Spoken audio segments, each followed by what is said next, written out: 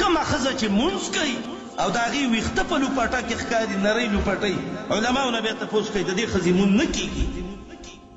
کومه ښځه چې د وروځو ویښته وباسي محمد رسول الله وایي زما الله دې په دې لعنتۍ باندې لعنت وکړي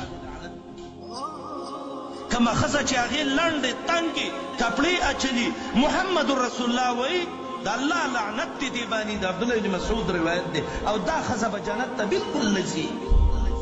ای زما مسلمانې خور چې سبا دې په جامو په لباس الله جهنم ته غورځوي ای زما مسلمانه وروره چې د پیسو په وجه دې الله په دنیا او آخرت شرموي ولې د پیغمبر خلاف کوي زما ورونو د نن نه بعد قص وکړئ بعضې وایي یاره من څه وکړو ته دا وکړه چې کپړې ګنډي ټیلر ته وایي زما پیسې به ډېرې نه اوږدې ولې زما الله مانه خفه کیږي زما پیغمبر مانه خفه کیږي زما قبر پې تباه کیږي زه پې د جهنم اور ته ځم او د دغې د ټینګ نه یم